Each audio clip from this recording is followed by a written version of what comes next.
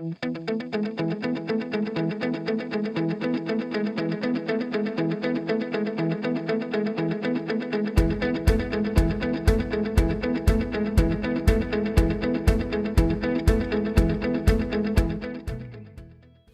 and gentlemen, please join me in welcoming Mr. David Morken.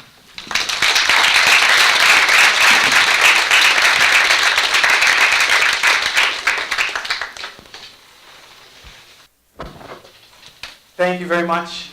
It's terrific to be here with all of you. Excited to talk about Republic Wireless and about bandwidth. But as we get started, I'd like to begin, as we often do at our company, with a word of prayer.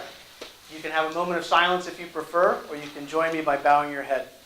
Heavenly Father, I thank you for this evening, for this opportunity to speak about the many blessings you've given to our company and our team at Bandwidth, and ask that you would bless everyone here with wisdom and knowledge. In Christ Jesus' name I pray. Amen. And for anyone who came over from the home of the Blue Devils, that just happened. I'm kidding.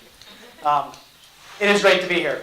And when we started to think about this talk, I thought about the title, Weapons of Mass Disruption, and it felt a little bit arrogant. It felt a little bit cocky. It felt a little bit of hubris in there, and potentially the wind a little bit too full in our sails. So you can imagine the poetic irony waking up and getting reminded about ultimate disruption when there was a tornado warning.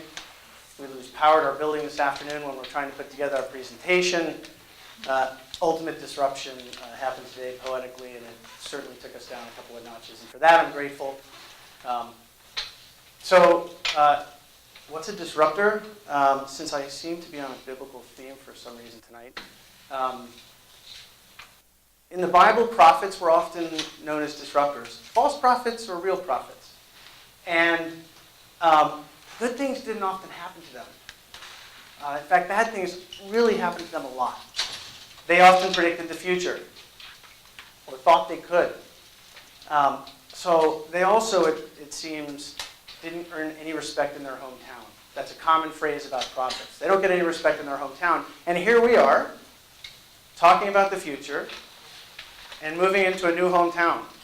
So please don't stone me, and I will try to earn your respect. And if I don't, we'll spend the next 4 years while we're here, the first 4 years that we're here, we hope, trying to earn your respect. So with that, I have a little clicker.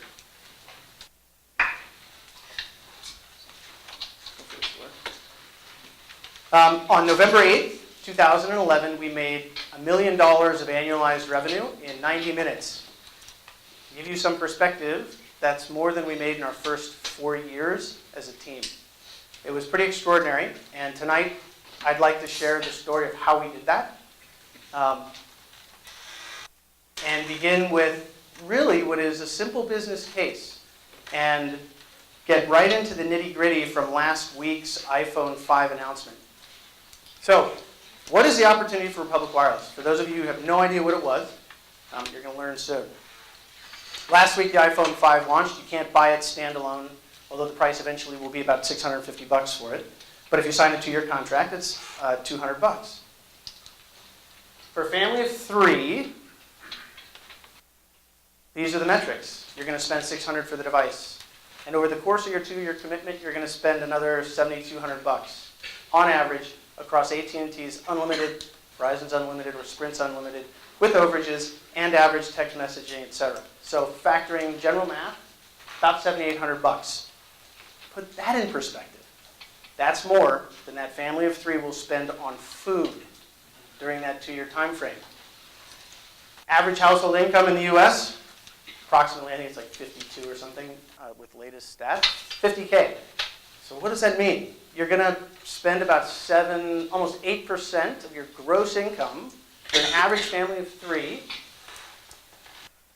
on this value chain that consists of Apple, and I'm just using AT&T as a proxy for the moment, but the other 2 carriers predominate as well. That's pretty amazing. That's pretty extraordinary. That is a big target. That is an amazing opportunity. And what you may or may not be able to see is the Death Star. shaped like an apple. And now turning into an AT&T logo. That's the opportunity. And this is what we were sitting around back in 2010 reflecting on was, goodness gracious, why do we have to spend so much money on smartphone service? Period, end of premise. Why? The phone itself was a breakthrough a long time ago. Android's catching up seems to be partly because manufacturers may have copied inappropriately as recent events have come to light. So Android's rising, the UI, UX, and whatnot. But 90% of the time that people are on smartphones, they're on apps that are agnostic as to the device itself. So why are we tied into these economics that are extraordinarily painful? And by the way, I used the US as the example, but think about the developing world and the need for smartphones, which, by the way, outnumber toothbrushes in the world today. More people use smartphones than toothbrushes today. The network, this is where it got interesting. 91% of smartphone users have Wi-Fi at home. 61% in the workplace. The vast majority of university communities and students have access to Wi-Fi. And hotspots are proliferating radically. Phone, F-O-N, you may have heard of, 5 million private shared hotspots so that if you have a router on your set-top box, you can share it, and some countries get paid for it. So what we decided to solve for back in June last year was your home and your office. Hotspots, don't really care about. How much of that $7,200 over the next 2 years do you really need to spend? Nobody knew, but everybody has Wi-Fi. So what are we going to do? Turns out you need carriers about 15% of the time. That's usually when you're in your car. And this trend is favorable at a very fast pace, bringing that number down. But can you buy an unlocked iPhone right now and just use it over Wi-Fi and make a phone call with a native dialer? No, you have to download an app, right? 500 million Android phones have shipped around the world. 500 million, 500 million devices. How many, before November 8th last year, allowed you to dial using the dialer on the phone that was packed with the Android operating system that it came with? Who knows? 0, not 1. Let you dial over Wi-Fi, natively. Why? Oh, by the way, no QA at the end, just hit me whenever. So, why? It undermines their market, right? They are, once upon a time, some of us in the room remember, you only could buy your landline phone from AT&T. Not kidding. Seminal decision that liberated that value chain problem was Carter phone, if you want to go and look it up, allowing vendors like Casio and others to make phones you could use on AT&T's network that AT&T didn't make, and suddenly these clunky, dumb hunks of plastic AT&T made, nobody wanted because now there was a very robust ecosystem of vendors participating in phones. Today, Apple only lets you buy the iPhone 5 if you do what? Get married for 2 more years. But I got Wi-Fi, and I got it all the time. So why do I got to do this? The answer is you don't. We think we can do better than about $1 grand. So this was the backdrop, this was the problem, this is the reality we all live in today. And we confronted it and just asked, I think there are a few Marines in here, a couple of Marine-proof questions like, hey, why does it got to be like this? And we, I don't know if we can shrink the projector, but we're going to lose some of the stuff on the left side, I'll have to describe it. So we own a nationwide network. We built out a nationwide network that has 30 million phone numbers. If you have Google Voice, you get your phone number from us. We do 15 billion minutes of traffic. These are leased lines across the country that interconnect to phone companies.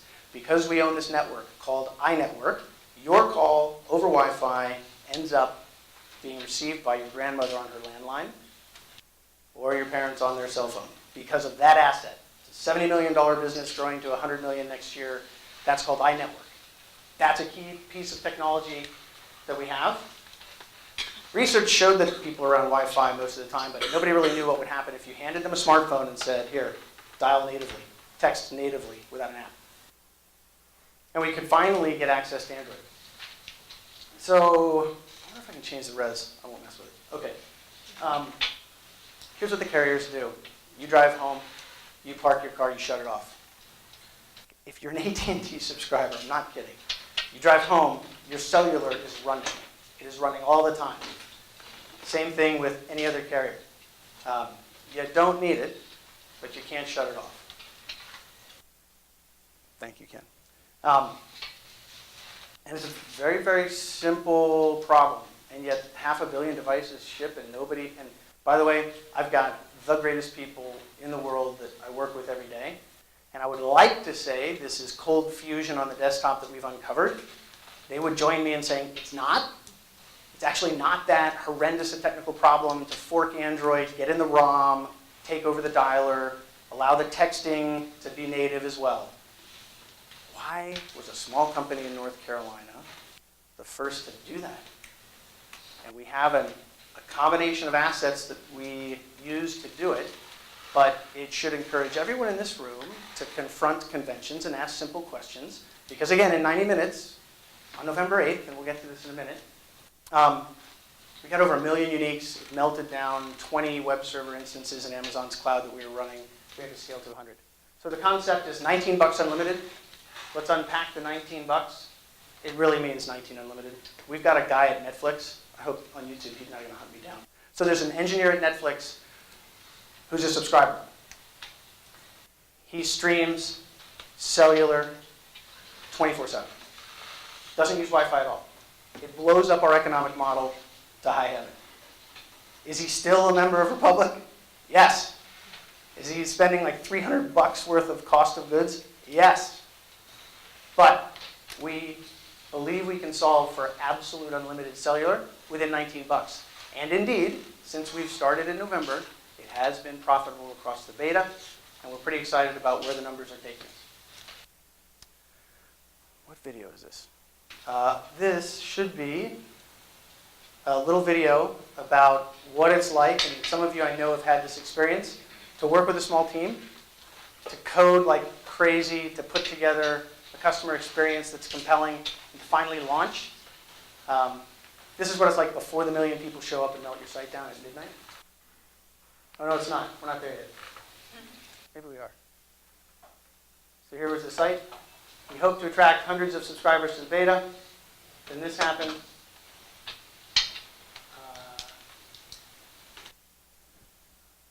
Let's see if this launches.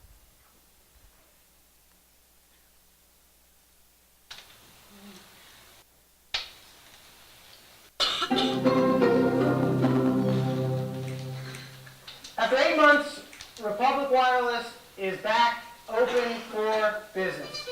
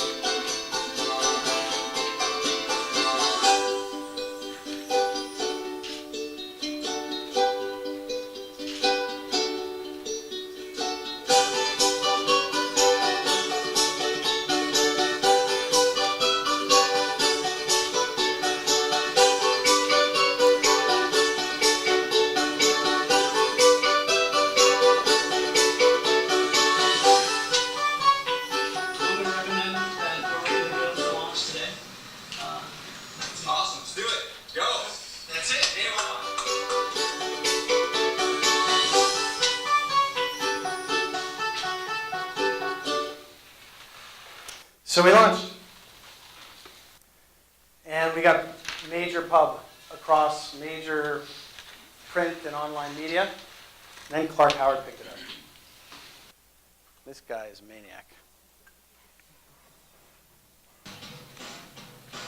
All right, you'll spend more on gas than you could save here. There's a new unlimited cell phone plan that could save you a lot of cash. HLN Night expert Clark Howard tells you how it works. Approximately 2 months ago, I told you about a product that I had ordered that I was going to test out. It was an amazing offer.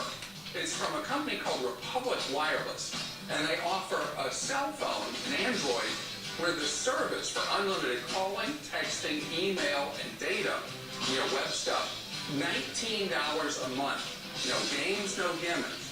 Well, I've been testing it, and so far, pretty good.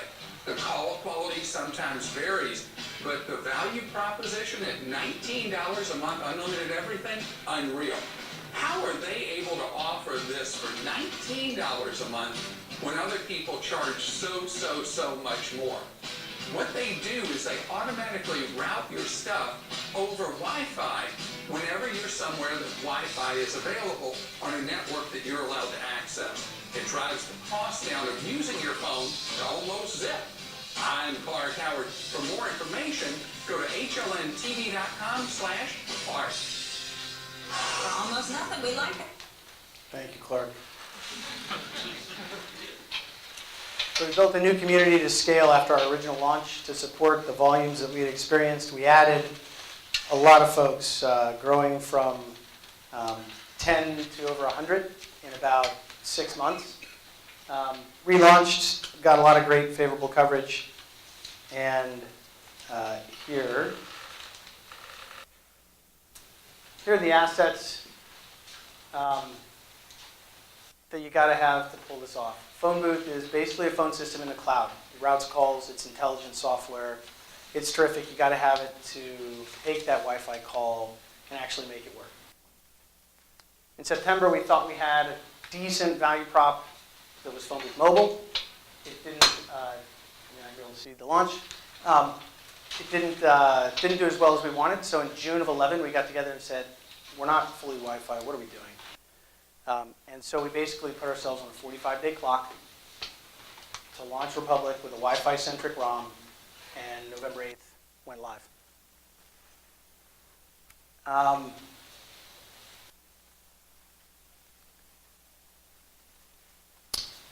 Before I get into the key learning from the launch, I think I'd like to do a quick demo.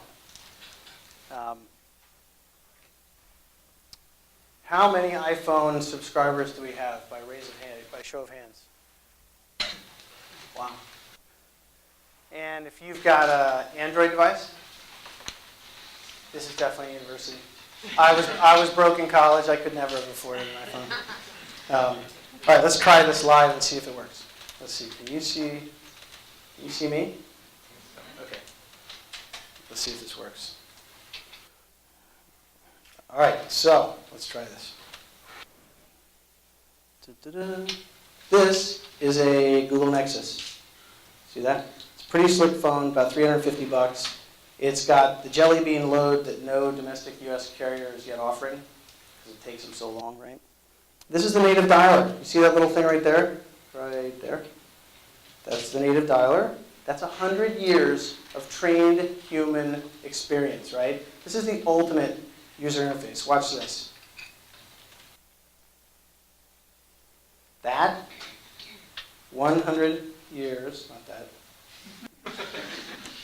That, 100 years of human beings, almost, have learned, so much glare, have learned what to do with that, right? And yet you can't dial over Wi-Fi with that.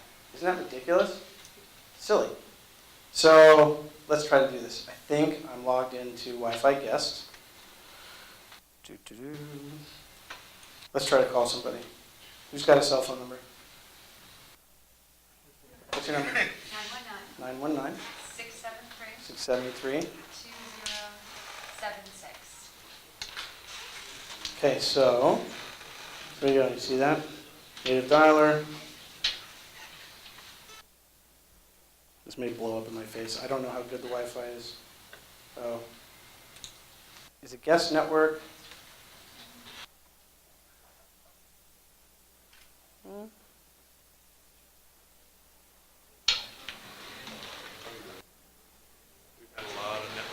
There we go. I think I'm connected now. And it doesn't matter. I'll do this over and over no matter how awkward you feel. Let's try that again. 919 673 673 2076. 76. Okay. So let's try it again. No. So the first thing bandwidth needs to do is upgrade the Wi-Fi here.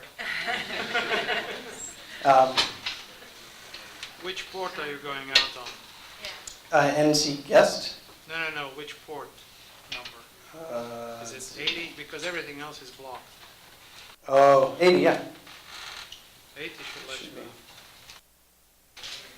Well, it's not even letting me get to Google. I'm not sure. So when we talk about 19 a month, that's for a CDMA phone, because Sprint is our off-net partner. When you step out of Wi-Fi, you step into Sprint. And that's the cellular coverage you have for 19 a month. We think we can do better. So this is a GSM phone. It has a SIM card that goes in the back. This is the way the rest of the world uses cell. There's no SIM card in here, and I was going to show that really impressive demo and then do that, and you'd see no SIM, and you'd be like, oh, that's cool. It didn't work out the way I'd hoped. What would you say? Now my entire product team is going to be angry. What would you say if I could sell you this latest Android device, which has got a great UI, Jelly Bean load, latest greatest, and you had unlimited text and calling for $5 a month wherever you were in Wi-Fi, and a pay-as-you-go SIM when you're not in Wi-Fi? Sold? Your average cost a month probably would be about $750, which doesn't suck. And that's where we're trying to get. Don't hold me to the $5 because that's the internal debate that rages every day. But this is a live load. It's pretty cool. Great device. It's only possible because Android's open. But this is the direction. Look, you guys are going to graduate. Who's a senior? Raise your hand. Man, I feel for you. You're graduating into a brutal, austere climate that probably doesn't get better regardless of who wins the election. Things that save enormous money are going to happen and happen fast. Darn, I wish that worked. So let's go back to this. Okay. Key learning.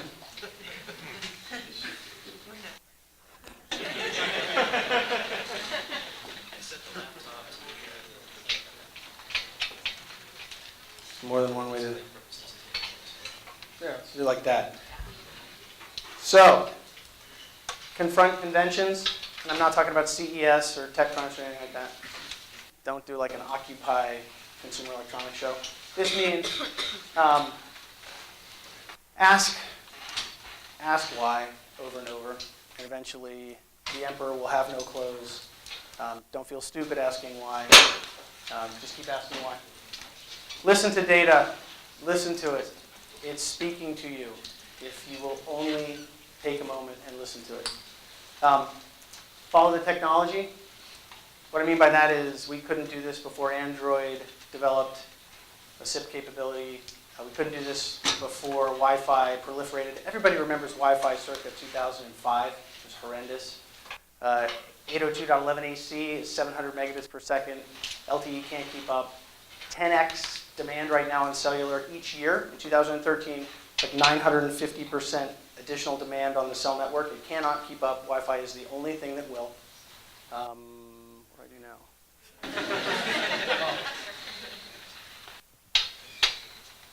Who remembers what the next bullet was?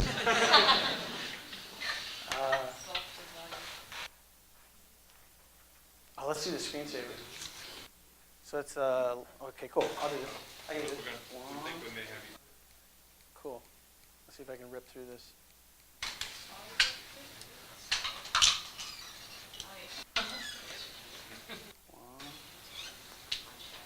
Yeah. Do you get to keep your number? Yes, you can port your number. You can port in, and if you think it's terrible service, you can port out. Are the calls secure, like on an unsecured network? Great question. We've got fully encrypted calls over Wi-Fi working on our phone in the lab. It has a payload that will affect quality, so we're trying to streamline the way we do that. But eventually, and I mean, when I say eventually, That's not like glacial pace. Eventually, it's like in the next 90 days.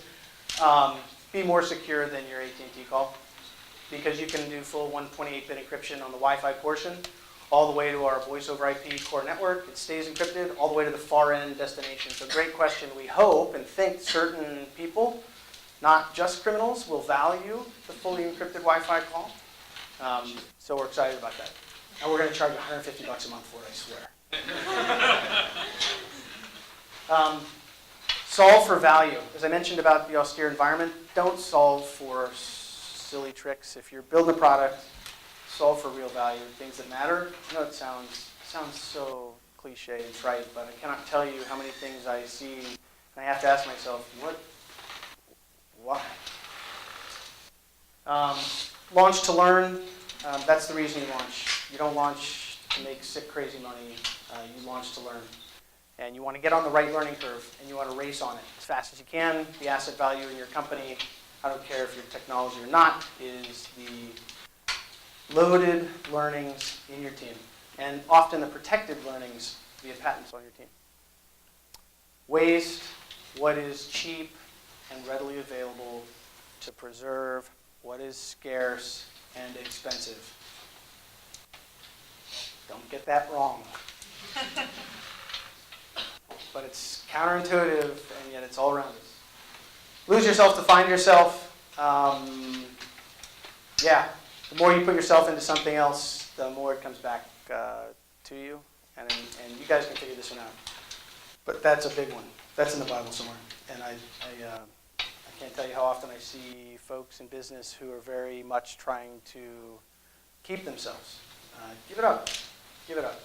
And sacrifice for something bigger than yourself. You'll be amazed how many people you end up serving. And profit is the altruistic measure of how well you serve, after all, isn't it? Read. Read more. Pray. And go. So, last thing I'll tell you, if there's any value I can add. From a personal perspective, I had $110,000 of debt when I started Bandwidth in a spare bedroom. I had my fourth kid on the way, I think. I had 90 days of paid leave saved up from the Marine Corps, and that's it. And the two greatest things you can have to really do something special during the few short days of your life include being poor, really poor. Being an immigrant is a huge advantage. If you're an immigrant, you got a major leg up on everybody else. Period, end of story. You got no baggage. You're not like a third or a fourth or a country club, or even I have a logo shirt and you don't. That's the American way. Debt and children are awesome. They motivate the heck out of you to get up and not go to sleep. Is it connected? I think you're connected. Oh, I'm so tempted. I don't have to do this, but I won't try to put it on the computer unless it actually works.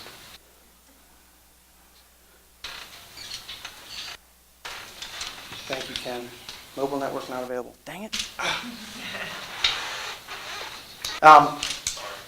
And I don't know if I have a whole lot of. Oh no, that's fine.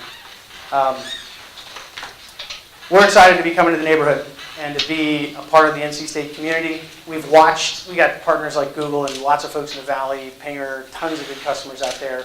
I was there last week. I have to go there Thursday. It's a great place, and we've watched the Stanford ecosystem over the last 15 years closely, and it's really exciting. And I'm fired up to be associated, adjacent, on campus. Please don't stun me. And we hope to earn your respect over time. And thanks for having us here. And that's all I got.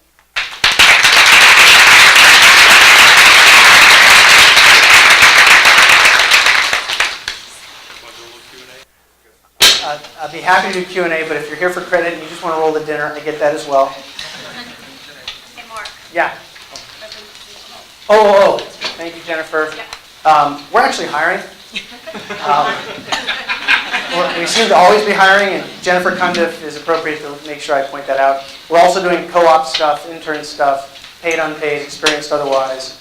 We start our move at the end of the month. Question right behind you, actually. Teach you about like a nanosecond. So I think one of my gripes with being on a telecommunications provider like Verizon, I think one of the gripes that a lot of people have these days is that Verizon wants to tell me what I can and cannot do with the phone that I purchased. What is Republic Wireless's stance on allowing their customers to modify their phone through software or otherwise? Great question. Why can't you bring your own phone? And why can't you do what you want on the phone? And the argument is the same argument made back in the landline days, which is you'll jeopardize the integrity of the network if you bring a cracked phone onto it. We believe that we should be able to achieve device agnostic, SIM card agnostic service. And we're not there yet because so much of the quality with Wi-Fi depends upon us being in the ROM.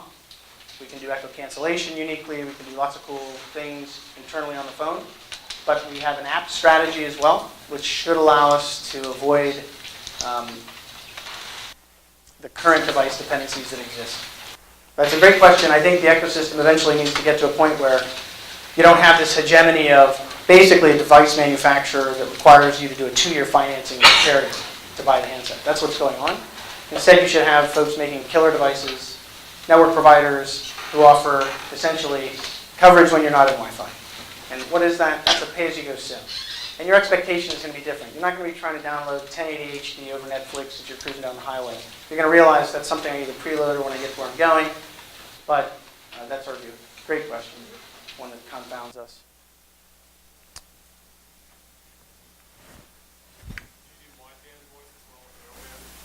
So HD voice is also more readily available over Wi-Fi than cellular because of the increasing speeds. So HD voice is something we do in the lab as well. It's all an equation about quality. The other component is HD voice is only as good as the far end party's compatibility with your compression. So until you achieve scale, it's hard to guarantee it a significant percentage of the time. That said, we do a lot of calls for a lot of IP endpoints, and so it's something to look forward to down the road. Yeah. Why does Sprint let you use their network? Because it seems like you're trying to, You shut off the camera. I believe in the present day, Sprint earns more revenue from wholesale partners than from direct retail sales. They have a very creative approach to the market and encouraged and embraced our idea and have been a terrific partner. And also a great question. And Dan Hesse went to Notre Dame. Kidding. He did go to Notre Dame, but I'm kidding. Didn't have anything. So when a person walks out of the Wi-Fi network, does the call switch over to 7 network or does it? Another great question. What happens if I'm on a call in Wi-Fi and I walk out? Currently, there's a clunky handover which requires a manual button push to let the call continue as you transit out of Wi-Fi, or if you're on cellular into Wi-Fi. That goes seamless in an over-the-air update soon to our existing subscriber base, so that we perceive the degrading signal, transition the call to cellular, and off you go. When you're coming back from cellular, it's in our best interest for profitability to see you're going from cellular to an available, previously authenticated Wi-Fi environment and push you back onto cellular. But if it's not good enough, we won't move you. Great question.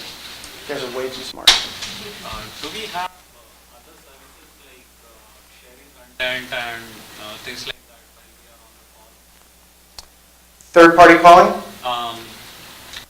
I mean, this solution, if you think about it, it is closely related to something like Skype, where while I'm having a conversation, I can send over a file.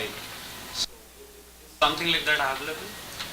We have a terrific customer in GroupMe, who you may be familiar with, purchased by Skype, purchased by Microsoft, they have a multi-party text client. We have the ability to do the traditional, call the third party. We have no limitation on letting you conference 10, 20, 30. But that's probably more readily set up in an app environment than on a native dialer. And with an app strategy, yes. I was asking, could you surf the web at the same time? Oh, yeah, it doesn't confiscate the Wi-Fi signal for voice only. Is that the question? I wanted to ask if this can be used as a general collaboration solution than just something that you use to place calls.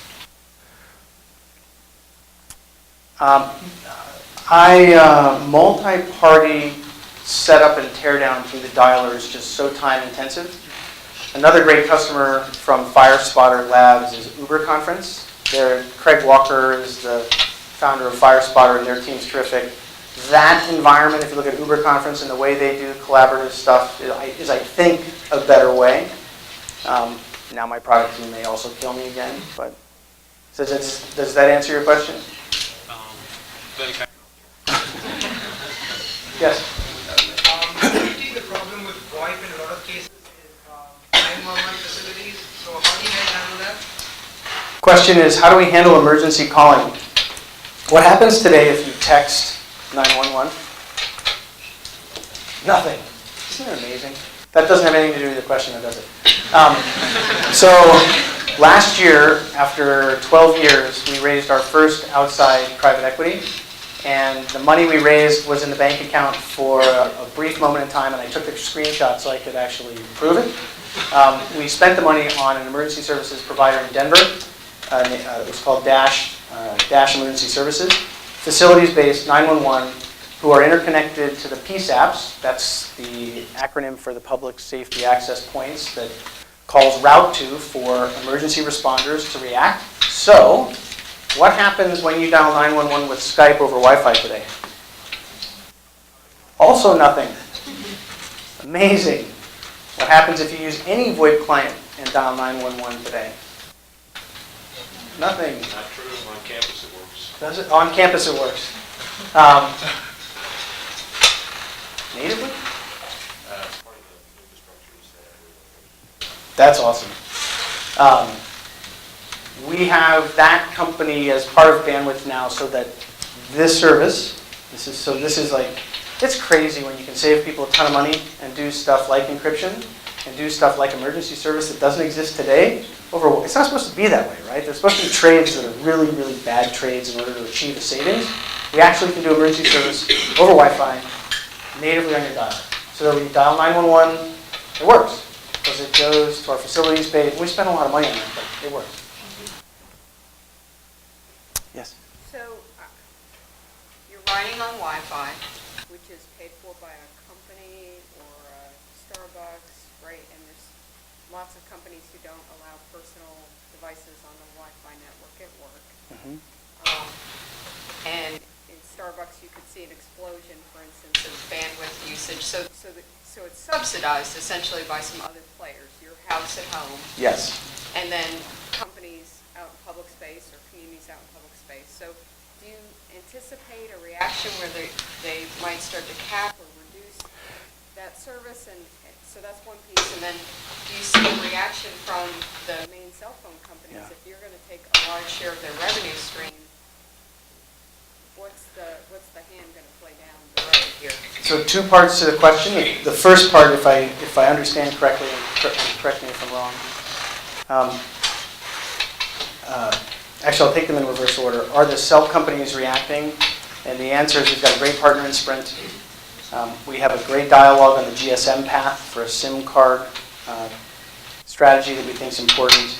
And we believe that there is a very real technological inevitability in the physics, in the math. Every quarter, AT&T announces their Wi-Fi offload percentage. They are doing Wi-Fi offload. The problem is they don't give you the benefit when you offload your Wi-Fi to your Time Warner or Comcast Wi-Fi. They keep charging you the same amount that month. So I think there's an inevitability to Wi-Fi, and it is simply a function of disrupting the value chain, taking down a handset barrier, and then working with a carrier to understand their, this is going to be, I'm going to pay the price for this, their rightful place in the value chain. Because I don't need them all that much at all. And what was the first part of the question? The third place. From a Wi-Fi, you're kind of right now, part of the service is essentially subsidized by other people who are paying full price. So the primary thesis is your Wi-Fi at your office in your home. If you only spend $19 on your monthly cell plan, go upgrade your Wi-Fi to the max with the difference. We're giving you back the money to do that by allowing you to come down to a plan that makes sense. Similarly at work, you're definitely using the workplace Wi-Fi. What we call the third place are hotspots. And we're not solving for the hotspot reality with the fundamental thesis. It is an incremental improvement to profitability that just happens as devices, as hotspots expand, but it's not critical. So you could certainly have gatekeeping occur at commercial hotspots like Boingo provides and others, where you'd have to be a subscriber to access those. And in our case, what we're doing is when you're in an environment like that, you're on cellular. But if you have access to a Wi-Fi, it's there. Does that answer your question? Yeah, I think so. Sir? So really, to summarize your value proposition, a lot of the problems these days in networks is the over-the-top providers, the Netflix, the Facebooks, and stuff like that. They're the ones soaking up all the bandwidth, and the middle guy, the carrier, which you're kind of operating at, is the one's having a problem. By offloading the Wi-Fi, you solve a lot of those problems. Part of it. Part of it is I just want to use my own Wi-Fi with my device and the native dialer. I don't want to have to download an app. Go ahead. Doesn't Google Voice allow that on Androids if you do that through your own Wi-Fi? Google Voice is an app, and you download the app, and it's one number for life. That's its primary value prop. And you can do, through the app, outbound dialing. But if you have Google Voice on that Android load I just showed you, it doesn't use the dialer. Relationship between Republic Wireless and bandwidth.com, and related to a previous question, what impact do you expect your service to have on AT&T and Verizon? Republic Wireless is a division of bandwidth.com. It is one company with allied businesses. They're not separate legal entities, with one exception, the CLEC network. So it's a division of bandwidth.